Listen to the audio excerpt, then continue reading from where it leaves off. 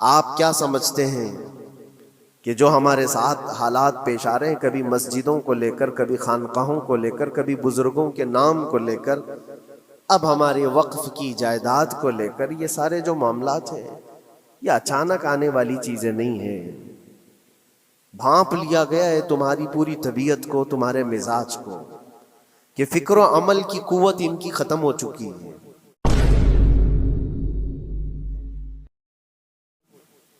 ان کو دو چند چیزوں میں ہی راضی کیا جا سکتا ہے.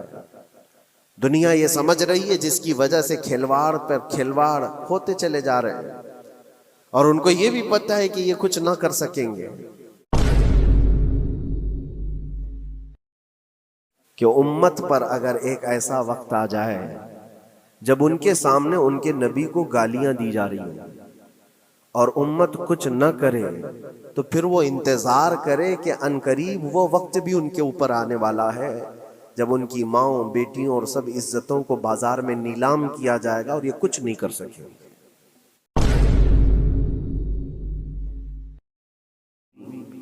کہ لوگ اپنے عیش و عشرت میں کچھ کمی نہ کر سکے، بارگاہ مصطفیٰ صلی اللہ علیہ وسلم کی گستاخیاں کھلے عام ہوتی رہیں، اور اس پر ہم لوگ جس طرح کے حالات دیکھتے رہے.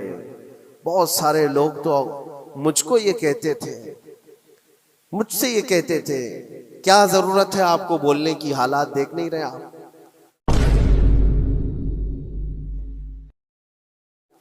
ظالمو، تم کو اگر کوئی چھوٹی سی ماں کی گالی دے دے تو تم بپھر جاتے ہو اور اس کے اوپر آسمان توڑنے کی بات کرتے ہو، اور ہم اپنے نبی پاک صلی اللہ علیہ وسلم سے کروڑوں ماؤں سے زیادہ محبت کرتے ہیں. حالات زمانہ کے اعتبار سے اور ہماری حالتوں کے اعتبار سے ایک بہت ہی عمدہ شعر ہے جو بالکل صادق آتا ہے.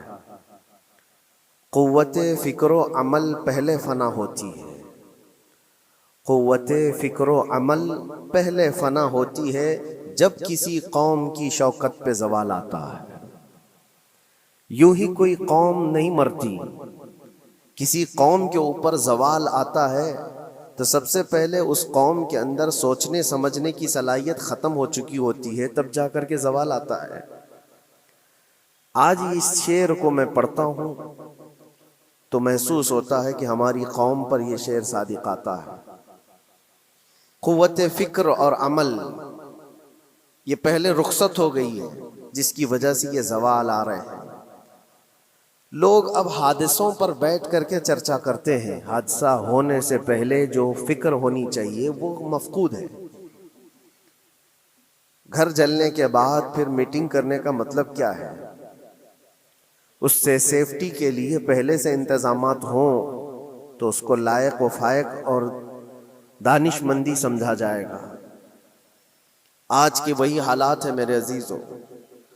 آپ کو پتہ ہے کچھ قومیں ایسی ہیں جو فیوچر پلاننگ کے لیے 100 سال کے بعد کا سوچتی ہیں، جبکہ یہ اسلام کا حصہ تھا. نبی کونین صلی اللہ علیہ وسلم نے 1400 سال بعد ہونے والی چیزوں کی پیشین گوئی فرمائی کہ نہیں فرمائی؟ اللہ کے نبی صلی اللہ علیہ وسلم نے 1000 سال بعد پیدا ہونے والی چیزوں کو پہلے سے بتایا تھا کہ نہیں؟ یہ ساری چیزیں نبی آخر الزمان صلی اللہ علیہ وسلم نے جو بتایا، مطلب یہی تھا کہ اس وقت کے لوگوں کو ضرورت تو نہیں تھی ان حالات کی، پھر بھی حضور ان کو بتا رہے تھے، صحابہ کو. آج جو چیزیں پیدا ہونے والی ہیں وہ رسول پاک کو پتا تھا، 1000 سال بعد ہونے والی چیزیں ہیں، لیکن اس وقت کے صحابہ کو یہ باتیں کیوں بتائی جا رہی تھی؟ ان کے حالات تو اس وقت کے نہیں تھے ویسے. اس کے باوجود نبی پاک صلی اللہ علیہ وسلم نے ان کو 1000 سال بعد ہونے والی چیزوں کی باتیں اس لیے بتائی کہ یہ دین اسلام فیوچر پلاننگ کے لیے کتنا ایکٹیو ہے یہ سمجھو آگے کے لیے. اس لیے بتایا گیا کہ صحابہ اپنی اولاد کو اور وہ اپنی اولاد کو، وہ اپنی اولاد کو یہ بات منتقل کرتے جائیں اور آنے والے حادثوں سے پہلے سے ذہن پریپیئر رہے، تیار رہے. دجال کے فتنے کا ذکر کتنی مرتبہ حدیث پاک میں آیا. امت کو نبی پاک صلی اللہ علیہ وسلم نے یوں ہی نہیں چھوڑ دیا. دجال کا فتنہ آئے گا، یاجوج ماجوج کا فتنہ آئے گا، یہ ساری چیزیں بتائی گئی کہ نہیں؟ ہر مسلمان تقریباً جانتا ہے. آخر زمانے میں ایک بہت بڑا فتنہ دجال کی صورت میں ظاہر ہوگا. تو یہ باتیں اتنے 100 سالوں سے چل رہی ہیں کہ ذہن تیار ہے اس فتنے کو کہ اگر ایسا فتنہ آیا تو ایمان پر ڈٹے رہنا ہے، جمے رہنا ہے. یہ بات ہوتی ہے آگے آنے والے حادثات سے قوم کو باخبر رکھنا. آج جو حالات ہیں، جب کبھی کوئی چیز لٹ جائے تو سارے لوگ سڑکوں پر آ جائیں گے یا پھر کسی نشستگاہ پر بیٹھ کر کے رات بھر میٹنگ کر کے چلے جائیں گے. یہ حادثے ہونے کے بعد یہ جو حالات ہیں، یہ وہی چیزیں درشا رہی ہیں کہ قوت فکر و عمل فنا ہو گئی ہے. قیادت ہمارے ہاں مفقود ہے. کسی ایک قائد کے تحت کوئی ساری قوم آنا نہیں چاہتی.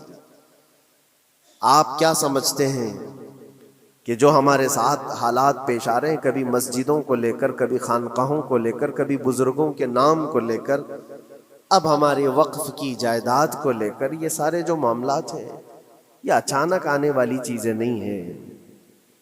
بھانپ لیا گیا ہے تمہاری پوری طبیعت کو، تمہارے مزاج کو، کہ فکر و عمل کی قوت ان کی ختم ہو چکی ہے. ان کو 2 چند چیزوں میں ہی راضی کیا جا سکتا ہے.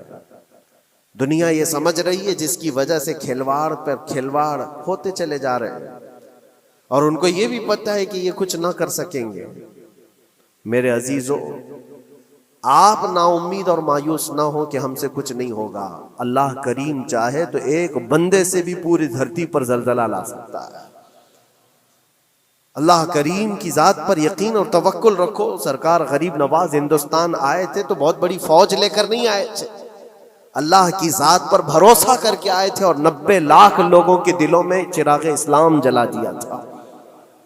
وہ یقین اور توکل کے ساتھ آئے تھے. آج لوگوں کے دلوں کے اندر جو مایوسی اور نا امیدی ڈالی جا رہی ہے کہ کچھ ہوگا نہیں، ابھی کچھ کرنے سے کچھ نہیں ہوگا، یہ نا امیدی اور مایوسی تمہاری طبیعت میں کیوں آئی؟ کیا تمہارا رب تبارک و تعالیٰ کی ذات پر یقین کمزور ہو گیا؟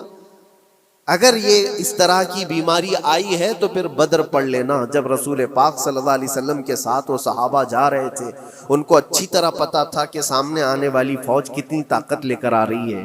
1000 لوگ آ رہے ہیں، ہاتھی گھوڑے ان کے پاس، ہتھیار اور اسباب ان کے پاس ہیں، کھانے پینے کی مزے کی ساری چیزیں لے کر کے آ رہے تھے مکہ والے. اور ادھر صحابہ ننگے پیر ہیں. 313 کے پاس 4 گھوڑے ہیں، پیدل چلے آ رہے ہیں. چھاؤں لینے کے لیے کوئی جگہ تک نہیں ہے ان کے پاس. ایک کھجور کسی کے پاس ہو تو 10 لوگ اس پر اکتفا کر لیں. فاقے پر فاقہ کرنے والے وہ صحابہ، لیکن انہوں نے یہ نہیں کہا کہ اللہ کے نبی صلی اللہ تعالی علیہ وسلم سے کہ ہمارے پاس اسباب کی کمی ہے، ہتھیار کی کمی ہے، کچھ نہیں، ہمارے پاس سواری نہیں ہے. بغیر سواری کے 180 کلومیٹر مدینے سے چل کر کے وہ بدر پہنچے تھے، بدر تک پہنچے تھے. اور اس وقت اپنی ساری محنتیں، اپنی ساری قوتیں انہوں نے زمین پر لا کر رکھ دی. پھر بدر کے میدان میں جب پہنچے تب اللہ کریم کی بارگاہ میں دعا کیا تھا میرے مصطفیٰ نے، اے اللہ اگر اس نہتی قوم کو تو نے فتح نہیں دی تو پھر قیامت تک اس روئے زمین پر سجدہ کرنے والا کوئی نہیں ہوگا. یہ محبوبانہ انداز تھا میرے مصطفیٰ کا. وہ دعا مدینے میں بیٹھ کر کے بھی تو کر سکتے تھے. 180 کلومیٹر دور اتنی مصیبت میں دھوپ میں چل کر کے جانے کی کیا بات تھی؟ ننگے پیر صحابہ گئے ہیں، فاقے پر فاقہ کیے ہوئے. وہ مدینے میں بیٹھ کر دعا کرتے تو کیا رحمت للعالمین کی دعا قبول نہیں ہوتی؟ لیکن مصطفیٰ کریم صلی اللہ علیہ وسلم نے یہ مزاج دیا ہے، پہلے فکر و عمل میدان میں لاؤ پھر دعا کرو، اللہ کی مدد آتی ہے. یہاں ہم بیٹھ کر کے یہیں سے دعا کرتے ہیں، کچھ کرنا نہیں ہے، بدلنا نہیں ہے، اور فکر و عمل کو لانا نہیں ہے. تو پھر صرف یہاں بیٹھ کر کے دعا کرنا، یہ تو میرے عزیزوں عورتوں کو اس سے ذمہ داری دی گئی ہے کہ تم میدان عمل میں آ نہیں سکتی، تم اپنے گھروں سے دعا کرو اپنے بھائیوں کے لیے. لیکن یہ کام تو اب سارے مردوں نے بھی لے لیا ہے. بہرحال قوت فکر و عمل پہلے فنا ہو جاتی ہے جب کسی قوم کی شوکت پہ زوال آتا ہے. آج یہ جو سارے معاملات ہم دیکھ رہے ہیں، اس کی ایک خاص وجہ میں آپ کو بتانا چاہتا ہوں. آج سے تقریباً 8-9 سال پہلے میرا ایک بیان بھی ریکارڈ موجود ہے، کافی دنوں تک وہ چلتا رہا، میری اپنی بات نہیں تھی۔ سراج الامہ امام غزالی رحمۃ اللہ تعالی علیہ، انہوں نے لکھا تھا کہ امت پر اگر ایک ایسا وقت آ جائے جب ان کے سامنے ان کے نبی کو گالیاں دی جا رہی ہیں اور امت کچھ نہ کرے، تو پھر وہ انتظار کرے کہ عنقریب وہ وقت بھی ان کے اوپر آنے والا ہے جب ان کی ماؤں، بیٹیوں اور سب عزتوں کو بازار میں نیلام کیا جائے گا اور یہ کچھ نہیں کر سکیں گے۔ وہ دن آ جائیں گے۔ بیسک وجہ وہاں سے شروع ہوئی کہ لوگ اپنے عیش و عشرت میں کچھ کمی نہ کر سکے، بارگاہ مصطفیٰ صلی اللہ علیہ وسلم کی گستاخیاں کھلے عام ہوتی رہیں، اور اس پر ہم لوگ جس طرح کے حالات دیکھتے رہے۔ بہت سارے لوگ تو مجھ کو یہ کہتے تھے، مجھ سے یہ کہتے تھے، کیا ضرورت ہے آپ کو بولنے کی، حالات دیکھ نہیں رہے آپ؟ ظالمو، تم کو اگر کوئی چھوٹی سی ماں کی گالی دے دے تو تم بپھر جاتے ہو اور اس کے اوپر آسمان توڑنے کی بات کرتے ہو، اور ہم اپنے نبی پاک صلی اللہ علیہ وسلم سے کروڑوں ماؤں سے زیادہ محبت کرتے ہیں۔ اس رسول پاک صلی اللہ تعالی علیہ وسلم پر کوئی بھونکتا رہے اور اس کا جواب نہ دو، تم یہ کہتے ہو مصلحت ہے، حالات ایسے ہیں، تو پھر اپنا یہ لباس بدل لینا چاہیے، اپنا نام بدل لینا چاہیے۔ پھر اس دائرہ اسلام میں رہ کر کے مطلب کیا ہے؟ اسی لیے اقبال نے 100 سال پہلے ایک مزاج دیا تھا، ایمان ہے کیا چیز، اسلام ہے کیا چیز؟ تم کیا سمجھتے ہو داڑھی ٹوپی اور جبے کبے کا نام اسلام ہے؟ اسلام کیا ہے؟ اقبال نے کہا تھا کہ بارگاہ مصطفیٰ صلی اللہ تعالی علیہ وسلم کے قدموں تک اپنے آپ کو پہنچا دو، یہی دین ہے، یہی دین ہے۔ گر بہو نہ رسیدی تمام ابو لہبیست، اور اگر تم وہاں تک نہیں پہنچ سکے تو زندگی ابو لہب کی طرح۔ دین یہ ہے، آبرو ماں زنام مصطفیٰ است، ہم سب کی عزت و آبرو حضور کے نام سے جڑی ہوئی ہے، ان کے نام سے جڑی ہوئی ہے ہماری عزت و آبرو، اور تم اس نام کی حفاظت نہیں کر سکو گے تو آگے یہ سب چیزیں آنے والی ہیں جو آ رہی ہیں آج۔ یہ بات یاد رکھنا، شیطان کبھی فجر کی نماز کے لیے اٹھا نہیں سکتا، اور اگر اٹھا رہا ہے تو پھر اس کا کوئی مقصد ہے۔ شیطان اور نماز، آج سختہ ان کے پاس ہے، طاقت ان کے پاس ہے، حکومت ان کے پاس ہے، ڈپارٹمنٹ ان کے پاس ہے، سب کچھ، جوڈیشری، ہر چیز ان کے پاس ہو، وہ کیا کر رہے ہیں اس سے مجھے مطلب نہیں۔ میں آپ سے یہ پوچھنا چاہتا ہوں، مجھے رہزنوں سے غرض نہیں، تیری رہبری کا سوال ہے۔ تم خیر امت ہو، رسول پاک کی امت میں ہو، تمہاری بھومکا جس کو کہا جاتا ہے، تمہاری یہاں پر زندگی کے معاملات یہ بہت زیادہ اہمیت کے حامل ہیں۔ تم کیسے بن سکتے ہو آج؟ اسی لیے قرآن پاک کی آیت میں نے شروع میں تلاوت کی۔ رب ذوالجلال فرماتا ہے ان اللہ لا یغیر ما بقوم حتی یغیروا ما بانفسہم، بے شک اللہ تعالیٰ اس وقت تک کسی قوم کی حالت نہیں بدلتا جب تک وہ قوم خود اپنی حالت بدلنے کی کوشش نہیں کرتی۔ جب تک اپنی حالت بدلنا نہیں چاہتے اس وقت تک اللہ تبارک و تعالیٰ نہیں بدلے گا۔ وَإِذَا أَرَادَ اللَّهُ بِقَوْمٍ سُوءًا فَلَا مَرَدَّ لَهُ، اور اللہ تعالیٰ کا یہ جلال بھرا ارشاد تو سنو، یہ 13ویں پارے کی سورہ رعد کی آیت ہے۔ اللہ کریم فرماتا ہے اور جب اللہ کسی قوم کے ساتھ سختی کا معاملہ کرنا چاہے، پکڑ کرنا چاہے، تو پھر کوئی طاقت اس کو ٹال نہیں سکے گی۔ رب تبارک و تعالیٰ جب کسی قوم پر عذاب لانا چاہے تو کوئی اس کو ٹال نہیں سکے گا۔ تو بدلو، اسی لیے اکثر یہ کہا جاتا، میں تو اپنی تقریروں میں جو چند مجھے چیزیں یاد رہتی ہیں وہ عرض کیے دیتا ہوں، باقی مجھے شعر و شاعری زیادہ یاد نہیں رہتی، لیکن جو دل پہ لگتی ہیں باتیں وہ ذہن میں محفوظ ہو جاتی ہیں۔ کسی شاعر نے کہا تھا، جگہ جگہ کے تھک چکے ہیں تمہیں یہ ہنگامے، نشاط لذت خواب گراں بدل ڈالو۔ کیا مطلب ہے؟ روز ایک ایک ہنگامہ ہوتا ہے، تم کو جگا رہا ہے، اٹھ جا اے مسلمان، اٹھ جا۔ نشاتے لذت خواب گراں بدل ڈالو، لمبی نیند سونے کی جو عادت پڑی ہوئی ہے اس مزے کو بدل ڈالو، غلط روی سے منازل کا بعد بڑھتا ہے، مسافروں روش کارواں بدل ڈالو۔ شاعر نے کہا ہے ادھر ادھر کی لے میں چلتے رہو گے تو منزل لمبی ہو جائے گی۔ جس راستے پر تمہیں چلنا ہے اگر بار بار ادھر ادھر مڑتے رہو گے، غلط روی اس کو کہتے ہیں، غلط چلنے سے منازل کا بعد بڑھتا ہے، منزل لمبی ہو جاتی ہے، جہاں پہنچنا تھا وہاں پہنچ ہی نہیں پاؤ گے۔ اسی لیے شاعر کہتا ہے مسافروں روش کارواں بدل ڈالو، قافلے کے چلنے کا جو طریقہ ہے اس کو بدل لو تم۔ یہ پوری کی پوری بات ہم پر فٹ ہوتی ہے، چلنے کا انداز بدل ڈالو اے نوجوانوں۔ جہاں کسی کے گھر میں آگ لگی وہ دھواں اٹھ رہا ہو، اور اگر کوئی نوجوان اندر بیٹھ کر کے یہ کہتا ہو کہ یہ ساون کا موسم ہے یا پھر یہ ابر رحمت ہے، تو اس کی سوچ پر ہم کیا کہیں؟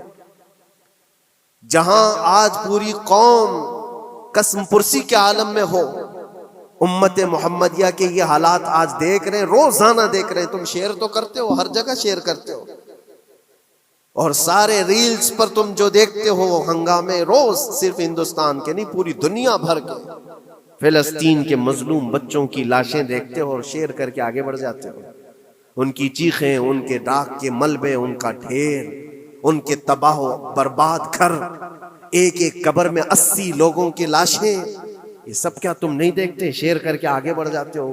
یہی تو ہنگامے ہیں جو تمہیں دھگا رہے ہیں، جگہ جگہ کے تھک چکے ہیں تمہیں یہ ہنگامے خود ہی تھک گئے، یہ اٹھتا نہیں ہے۔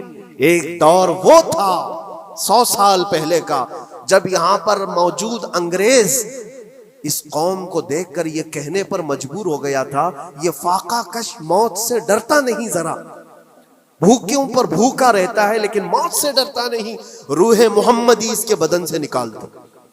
روح محمدی ان کے بدن میں تھی، انگریز تھر تھراتے تھے، اس قوم کا کوئی جواب ہی نہیں ہے۔ سب سے زیادہ اگر کسی چیز سے ڈرایا جا سکتا ہے تو موت سے، اور یہ قوم ایسی ہے کفن تو اپنے کندھے پر لے کر گھومتی ہے، جہاں موت آ جائے سو جائے۔ یہ فاقہ کش موت سے ڈرتا نہیں ذرا، روح محمدی اس کے بدن سے نکال دو۔ یہ کس کی بات تھی؟ انگریزوں کی بات تھی۔ اور آج حالات بدل گئے ہیں، سارا کا سارا زمانہ تم پر آج بھوکے بھیڑیا کی طرح جھپٹ پڑا ہوا ہے۔ اور ان حالات میں آپ سے سوال کرتا ہوں، ایک طرف تیز آندھیاں چل رہی ہیں، ایک طرف گھر کے اندر آگ لگی ہوئی، ایک طرف بھوک اور پیاس کی شدت ستا رہی ہے، ایک طرف تمہارے بھائی بہنوں کی بیماریاں ستا رہی ہیں۔ جب اتنے سارے معاملات ہو تو اے نوجوانوں بتاؤ تم کیا کرو گے اس وقت؟ رات بھر بیٹھ کر گیم کھیلو گے؟ کیا یہ گیم کھیلنے کا وقت ہے؟ اس نوجوان پر کیا یہ افسوس نہیں ہوتا کہ اس کے پوری امت کے حالات ایسے ہیں کہ بچوں کی چیخیں نکل رہی ہیں اور اس کو پب جی سے فرصت نہیں ہے، ریل بنانے سے فرصت نہیں ہے، یہ مجرے کرتا ہوا گھوم رہا ہے۔ مسجدیں ویران کیوں ہیں؟ خالی کیوں ہیں؟ تم نے مسجدوں کو ویران رکھا تو مسجدیں تباہ ہونے شروع ہو گئیں، دوسروں کی نظر ہونے لگ گئیں اور اس پر لوگوں کی غلط نظریں پڑنے لگ گئیں۔ آ جاؤ اے مسلمانوں، میرے مصطفیٰ کریم صلی اللہ تعالی علیہ وسلم کی ہدایات پر ایک بات چیلنج کے ساتھ کہتا ہوں، تمہارا نام اگر نبی پاک صلی اللہ علیہ وسلم کے نام سے جڑا ہے تو یہ چیلنج کے ساتھ میں کہتا ہوں اس رہتی دنیا میں تمہیں پوری طاقتیں مل کر وہ عزت نہیں دے سکتی جو میرے مصطفیٰ کے قدموں کی وابستگی دے گی۔ کوئی تمہیں عزت نہیں دے سکتا، تمہیں وہیں آنا پڑے گا، اسی پوائنٹ پر آنا پڑے گا جہاں پہنچ کر کے خالد بن ولید نے عزت پائی تھی۔ اسی نقطے پر آ کر جمع ہو جاؤ جہاں عمر پہنچے تھے تو فاروق اعظم بن گئے تھے، اسی نقطے پر آ جاؤ جہاں علی پہنچے تھے تو حیدر کرار بنے تھے۔ ہر ایک کو عزت اسی بارگاہ سے ملی ہے، اور جو کچھ بھی معاملات ہو رہے ہیں اس کی ایک وجہ یہی ہے، ناموس رسالت پر تم نے ہلکے پن کا اظہار کیا تو پھر ہمارے سارے مسئلے داؤ پہ لگ جائیں گے، سارے مسئلے۔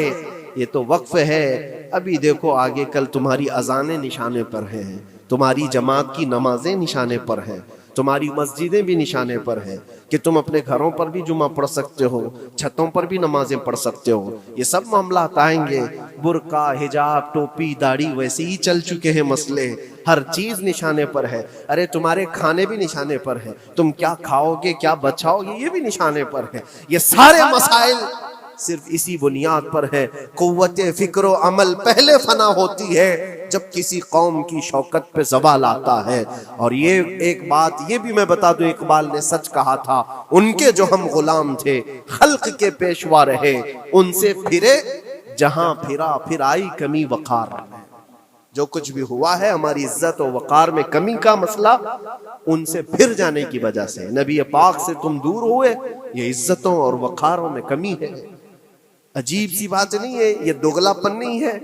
میں ان نوجوانوں سے پوچھتا ہوں، نبی پاک صلی اللہ علیہ وسلم سے سچی محبت کا اظہار کرتے ہو، حضور سے اپنی جان سے زیادہ محبت کی بات کرتے ہو، لیکن جب ان کے اخلاق کی بات کی جائے تو تمہیں اخلاق ان کے پسند نہیں ہے، حضور پاک کا چہرہ نہیں پسند ہے، حضور پاک کے لباس تمہیں نہیں پسند ہے، تو پھر کون سی محبت کی بات کرتے ہو؟ اللہ کے رسول صلی اللہ تعالی علیہ وسلم سے تم بے انتہا محبت کی بات کرتے ہو، پھر وہ محبت کا تقاضا یہ ہے کہ تمہاری ظاہری زندگی میں بھی تو نظر آئے کچھ۔ محبت کا تقاضا یہ ہے، تم شرما جاتے ہو، دنیا کیا کہے گی مجھے، دنیا کیا کہے گی، دقیانوسی کہے گی، فنڈامنٹل کہے گی، پرانے زمانے کا کہے گی، میں چہرے پر داڑھی رکھ لوں تو لوگ مجھے پتہ نہیں کیا کیا کوسیں گے۔ تم نے دنیا کے لیے اپنے آپ کو بدل لیا، یہ نہیں سوچا کہ یہ وہی دنیا ہے جو 4 دن کے بعد میری دوستی کو لات مارے گی، اور 4 دن کے بعد مجھے قبر میں رکھ کر کے منو مٹی پر دبا دے گی، اور مجھے جانا تو ہے پھر قبر میں منہ دکھانا ہے تو اسی مصطفیٰ کو دکھانا۔ جہاں یہ نہیں پہنچ سکتے وہاں رسول پاک ہوں گے، محشر کے میدان میں جہاں کوئی سہارا نہیں ہوگا اس وقت رسول پاک تمہارا ہاتھ پکڑ رہے ہوں گے، اور تم نے ان کا خیال نہیں کیا۔ آ جاؤ اسی نقطے پر، اسی پوائنٹ پر جہاں ہماری کامیابی مضمر ہے۔ میں صرف اور صرف اپنے بیانوں میں یہی چیز عرض کرنا چاہتا ہوں، میں صرف اتنا چاہتا ہوں، اے نوجوانوں، جس کے نام سے تم آباد ہو اس نام کے ساتھ صحیح معنوں میں جڑ جاؤ، کیونکہ قرآن کا وعدہ ہے وَلَا تَهِنُوا وَلَا تَحْزَنُوا وَأَنْتُمُ الْأَعْلَوْنَ إِن كُنتُم مُؤْمِنِينَ۔ گھبراؤ مت، پریشان مت ہو، تم سب سے زیادہ بلند رہو گے۔ اگر اللہ نے فرمایا ہے تو یہ 100% حق ہے۔ اللہ نے فرمایا ہے تم سب سے زیادہ بلند رہو گے، لیکن آگے رب فرماتا ہے ان کنتم مؤمنین، اگر تم سچے ایمان والے ہو جاؤ۔ اور ایمان کس کو کہتے ہیں؟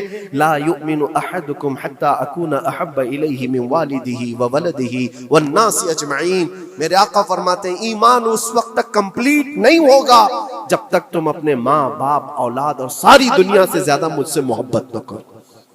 یہ ہے، اور اخیر میں یہی کہوں گا، ہر مسئلے کا حل، سارے تمام ایشوز کا خلاصہ، علاج ایک ہی چیز میں ہے کہ محمد سے وفا ہے تو ہم تیرے ہیں۔ یہ جہاں چیز ہے کیا، لوح و قلم تیرے ہیں۔ لوگ انتظار میں ہیں، بہت سارے لوگ یہ پوچھتے بھی ہیں ہمیں کیا کرنا چاہیے، ہمیں کیا کرنا چاہیے۔ ظلم پہ ظلم ہوتا جا رہا ہے، ظالم اپنے انجام پر ضرور پہنچیں گے، کیونکہ قرآن میں اللہ کا وعدہ ہے وَسَيَعْلَمُ الَّذِينَ ظَلَمُوا أَيَّ مُنْقَلَبٍ يَنْقَلِبُونَ۔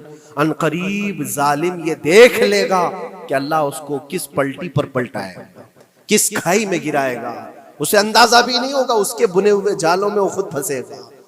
ظالموں کی ایک لمبی تاریخ ہے اور ان کو بھی پڑھنا چاہیے جو آج ظلم کر رہے ہیں، لیکن تمہارا کردار کیا ہو، اس سلسلے میں جو ہمارے بچے یا نوجوان سوال کرتے ہیں کیا کرنا چاہیے۔ پہلے سب سے پہلی چیز میں یہ کہتا ہوں، جتنا کھو چکے، جتنی جا چکے اور جو اب برباد ہوا ہے، اس چیز پر منتھن کرنا، اس چیز پر بیٹھ کر میٹنگ کرنا، اس سے پہلے میں چاہتا ہوں کہ آگے ہونے والے نقصانات سے پہلے اپنے آپ کو بدل لو۔ آگے جو بڑے حادثات آنے والے ہیں، آگے جو بڑی آندھیاں آنے والی ہیں، اس سے پہلے اپنے دروازے ٹھیک کر لو، اپنی زندگیاں سدھار لو۔ جو ہو گیا ابھی، یہ نقصان تو بہت بڑا نقصان ہے امت کا، جو کچھ بھی ہوا ہے، مسجدیں، معبدیں، خانقاہیں، مزارات، اولیاء کی ذات، بزرگوں کے نام، قرآن، اسلام، دین، یہ ساری چیزوں پر جو حملے ہوئے، لیکن آگے چل کر کے تمہارے وجود پر سوال ہوگا، تمہاری نسلوں پر سوال ہوگا، تمہارے علم دین پر سوال، تمہاری محراب پر، تمہارے ممبر پر۔ کل کو دیکھنا یہ آزادی بھی ختم کر لی جائے گی، ممبر سے کوئی کھلے عام بول بھی نہیں سکے گا۔ یہ آج جو ہم بیان کر رہے ہیں، آگے چل کر کے دیکھنا یہ آوازیں بھی بند کر دی جائیں گی، یہ کھلے عام کوئی مولوی بول نہ سکے، جو ہم چاہیں وہی بولے۔ میرے عزیزوں، اس وقت کے ان حادثوں سے بچنے کے لیے میں کہتا ہوں ابھی اپنے آپ کو بدل لو، مسافروں روش کارواں بدل ڈالو، اٹھو وگرنہ حشر نہ ہوگا پھر کبھی، دوڑو کہ زمانہ چال اپنی چل گیا۔ اللہ کریم ہم سب کی قوت فکر و عمل پھر سے عطا فرمائے۔ رب تبارک و تعالی ہمیں اتحاد و اتفاق نصیب فرمائے۔ رب تبارک و تعالی دامن مصطفیٰ میں سارے مسلمانوں کو جمع ہونے کی توفیق عطا فرمائے۔ گنبد خضرا کی چھاؤں میں مولا ہمیں عزت و وقار عطا فرمائے۔ رب تبارک و تعالی ظالموں کو جلد ان کے ٹھکانے پر پہنچا دے۔ اے کریم خدا ارحم الراحمین، مولا ہمارے شعائر اسلام کے ساتھ جو کچھ بھی ہو رہا ہے، غیب سے تو مولا مدد کے اسباب پیدا فرما دے۔ ہمارے درمیان مولا قیادت اور سچی قیادت عطا فرما۔ اے کریم خدا ارحم الراحمین، خصوصاً تیرے دربار میں التجا ہے مولا، فلسطین کے نہتے مظلوموں کی غیب سے مدد فرما، جبرائیل امین کی تائید انہیں عطا فرما، رحمت کے فرشتوں سے ان کی مدد فرما۔ مولا پورا شہر راکھ کے ڈھیر پر ہے، اے کریم خدا خوشیاں دیکھے انہیں زمانہ بیت گیا، مولا ان کے گھروں میں خوشیاں عطا فرما۔ اے اللہ ان بلکتی ہوئی ماؤں کو، ان کی جو گودیں اجاڑ دی گئی ہیں، ان کے گھر جو برباد کیے گئے ہیں، ان کے شہیدوں کو قبول فرما، ان کے زخموں کو مولا تو شفا عطا فرما۔ اے کریم خدا خصوصیت کے ساتھ ان کے، ہمارے اور تیرے دشمنوں کو ہلاک و برباد فرما دے، ان کی زمین ان کے لیے تنگ فرما دے۔ ربنا وآتنا ما وعدتنا على رسلك ولا تخزنا يوم القيامة انك لا تخلف الميعاد برحمتك يا ارحم الراحمين، وآخر دعوانا الحمد لله رب العالمين۔